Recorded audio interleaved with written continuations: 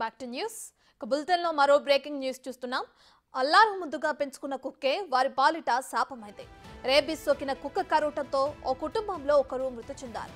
విశాఖపట్నం భీమిలిలో చోటు చేసుకుంది ఈ విషాద ఘటన.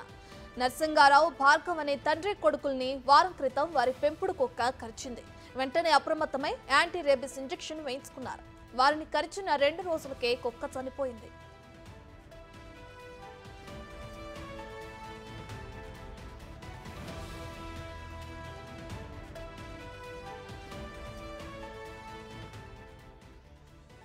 ఇంజెక్షన్ వేయించుకున్న ఫలితం లేకుండా పోయింది. అప్పటికే మెదడు, కాలేయానికి రేబీస్ సోకడంతో చికిత్స పొందుతూ ఒకరు మృతి చెందారు. దీంతో ఆ కుటుంబంలో విషాద ఛాయలు అలుముకున్నాయి.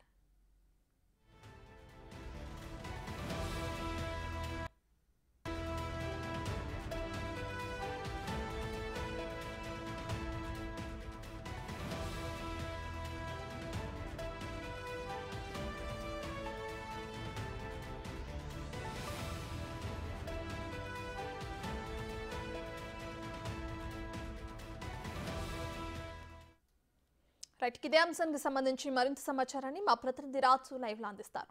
రైట్ రాజు, ఇంట్లో ఉన్న పెంపుడు కుక్కకి మనం నార్మల్ గా వ్యాక్సిన్లు అనేవి ఏపిస్తూనే ఉంటారు. అలాంటప్పుడు రేబీస్ అసలు ఆ కుక్కకి ఎలా సోకింది, ఇది ఆ కుటుంబానికి ఎప్పుడు తెలిసింది, ప్రస్తుతం ఆ కుటుంబ పరిస్థితి ఏ విధంగా ఉంది?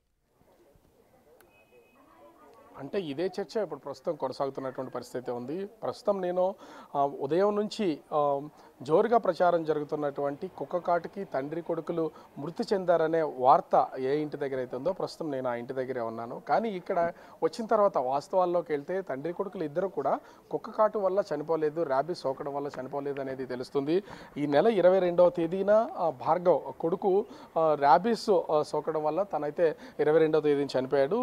నిన్న తన తండ్రి నరసింగారావు అంటే దీర్ఘకాలికంగా తన కొంతకాలంగా అనారోగ్యంతో ఉండడంతో నిన్న హాస్పిటల్లో చనిపోయినట్టుగా తెలిసింది. కుటుంబ సభ్యులు చెప్తున్న దాని ప్రకారం కూడా చూస్తే తండ్రికి వారం రోజుల క్రితం డయేరియా సోకడం, హాస్పిటల్లో ట్రీట్మెంట్ తీసుకుని తను చనిపోయారని తెలిసింది. కానీ ఇక్కడ అల్లారు ముద్దుగా పెంచుకుంటున్నటువంటి వాళ్ళ ఇంట్లో ఉన్నటువంటి కుక్క కాటుకి గురైనటువంటి భార్గవ్ ర్యాబీస్ సోకడం, తను ఒక సింగిల్ డోస్ వ్యాక్సిన్ వేయించుకోవడం, తర్వాత వ్యాక్సిన్ వేయించుకోవడానికి తండ్రిని హాస్పిటల్ తీసుకొస్తున్నటువంటి సమయంలో తనకు అవకాశం లేకపోవడం వల్ల సెకండ్ డోస్ వేసుకోలేదు.